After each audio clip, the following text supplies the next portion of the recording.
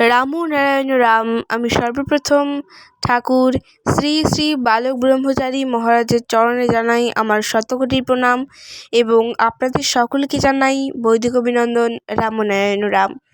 এই বলে আমি আজকের তত্ত্ব আলোচনা শুরু করছি। শ্রী শ্রী ঠাকুরের যখন 5 বছর বয়স, তখন পাঠশালার প্রধান শিক্ষক আনন্দ মাস্টার এসে হাজির। দিনটা ছিল রবিবার। সকালবেলা ঠাকুর একটা গাছের ওপর বসে আছেন, কারণ পরনের প্যান্ট, চাদর আর কাপড় তিনটাই ভিজা। হঠাৎ গাছের নিচ থেকে আনন্দ মাস্টারের গলা, "কই, আমি দীক্ষা নিতে এসেছি, আমারে পারের করি দিবা না?" শ্রী শ্রী ঠাকুর গাছের ওপর থেকে বলছেন, "আমি আসতে পারুম না, ল্যাংটা হইয়া রইছি।" মাস্টার মশাই বলেন, "আমার চাদরটা আছে, তোমারে পেঁচাইয়া লইয়া আসুম।" ঠাকুর তখন গাছ থেকে হালকা পালকের মতো লাফ দিয়ে মাস্টার মশাইয়ের চাদরের ওপর পড়ে এবং মাস্টার মশাই ওই চাদর দিয়াই ঠাকুরকে পেঁচাইয়া দিছে। তারপর ঠাকুরের কাছ থেকে পারের করি অর্থাৎ দীক্ষা পেলেন। এই আনন্দ মাস্টার কিছুদিন হলো এই দেবশিশুকে তার বাড়িতে এসে পড়ানোর দায়িত্ব নিয়েছেন। শিশুর বাবা সুরেন্দ্রচন্দ্র চক্রবর্তী উজানচর গ্রামের জমিদার রূপবাবুদের কাছারিতে কাজ করেন। পাশেই কৃষ্ণনগরে আনন্দ মাস্টারের পাঠশালা। সেই পাঠশালাতে একদিন শিশু বীরেন্দ্রকে নিয়ে পিতা সুরেন্দ্রচন্দ্র ভর্তি করিয়ে দিয়ে এসেছিলেন, কিন্তু পাঠশালার অন্যান্য শিশুদের থেকে বীরেন্দ্র অর্থাৎ বীরু অনেকটাই আলাদা। অন্যান্য শিক্ষার্থীদের মধ্যে যেখানে বয়সোচিত চাঞ্চল্য, সেখানে এই শিশু যেন একটু বেশি মাত্রায় গম্ভীর। সদা সর্বদা কি এক গভীর চিন্তায় যেন শিশু মগ্ন।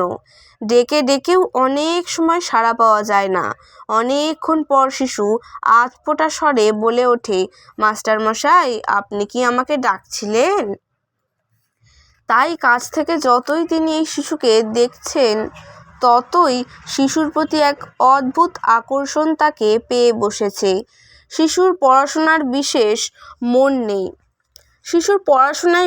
মন নেই। পাঠশালাতে রোজই যাতায়াত করছে, কিন্তু শিশুকে একটু খেয়াল করে দেখলেই বোঝা যায় যে বাহ্য জগতের সাথে তার সম্পর্ক খুবই ক্ষীণ। সর্বক্ষণ এক অপার্থিব অন্যমনস্কতা তাকে ঘিরে আছে। তার বয়সী অন্য শিশুদের যেখানে চপলতাই বৈশিষ্ট্য, সেখানে এই আশ্চর্য শিশু আত্মমগ্ন, আত্মস্থ। অবাক মাস্টার ছাত্রের এই অস্বাভাবিকতায় একদিন জিজ্ঞাসা করে বসেন, "রাত দিন তুমি কি ভাবো বীরু?" শিশু বীরু আধো আধো বাংলায় বলে ওঠে, "এই বিশ্বের মাঝে আমি তো আমাকে খুঁজে বেড়াই।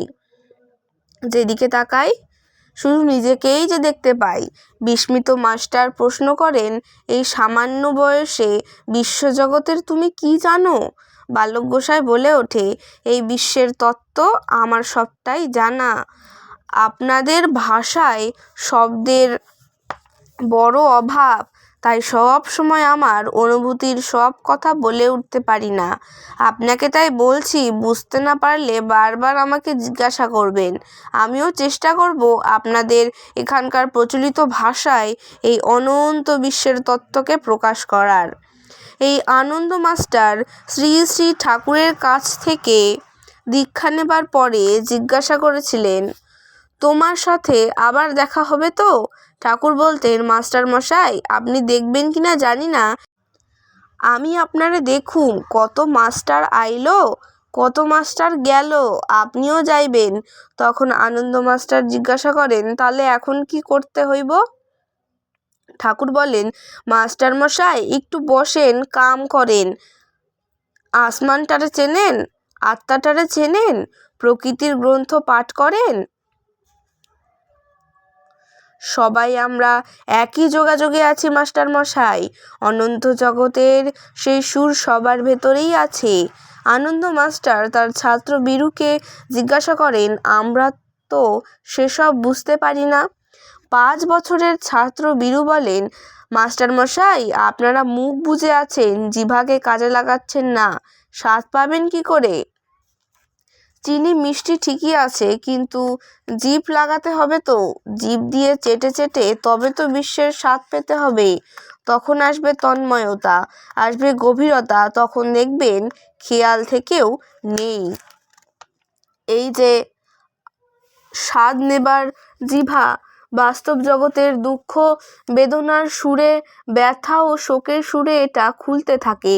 মহাশক্তি ও পরিতৃপ্তির দিকে এগিয়ে নিয়ে যাবার জন্যই এসব রোগ শোক দুঃখ যাতনা আক্কেল দেবার জন্য নয়।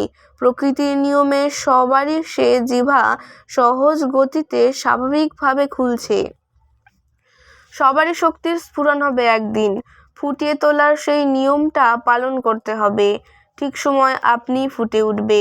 বীজ আকারে রয়েছে, গাছ আকারে বের হবেই। আনন্দ মাস্টার অবাক হয়ে বালকের কথা শোনেন আর ভাবেন কি শেখাবেন তিনি। সবই তো বালক জেনে বসে আছেন, তবু তাকে শিক্ষকের কর্তব্য পালন করতে হয়। শুধু আনন্দ মাস্টার নন, উজানচর কংসনারায়ণ হাই স্কুলের নিবারণ বাবুও নাম করা গণিতজ্ঞ ছিলেন।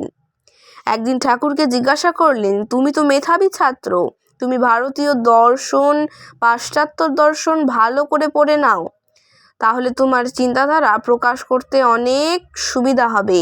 ঠাকুর বললেন, মাস্টারমশাই, বই পড়লে অনেক দেশের খবর পাওয়া যায়, অনেক কিছুই জানা যায়, সত্য কথা, তবে অসুবিধাও আছে কিছু। আমি যে সহজ গতিতে সহজ সুর নিয়ে চলেছি, আমার চিন্তার সেই অরিজিনালিটি সমূহ বাধার সৃষ্টি করতে পারে। যেমন এক দেশের লোক আর এক দেশে থাকলে ওই দেশের ভাষা তাকে প্রভাবিত করবেই।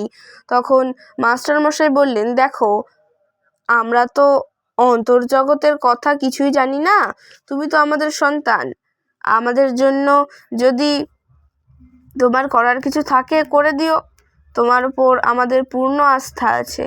শ্রী শ্রী ঠাকুর বললেন, মাস্টারমশাই, বইয়ের পাতা পড়ে কিছুই হবে না।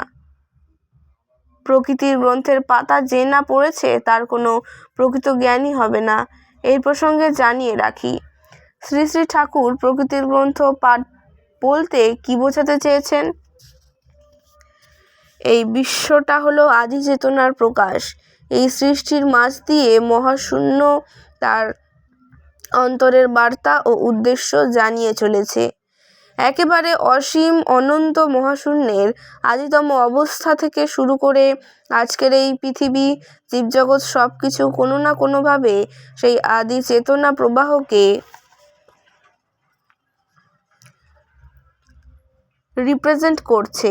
তাই সবাইকে ও সব কিছুকে ক্লোজলি অবজার্ভ করে তার থেকে বিশ্বের আদি সুরের ও প্রকৃতির অন্তর্নিহিত অর্থ বের করে সেই মতো চলাকেই ঠাকুর প্রকৃতির গ্রন্থ পাঠ করা বোঝাতে চেয়েছেন।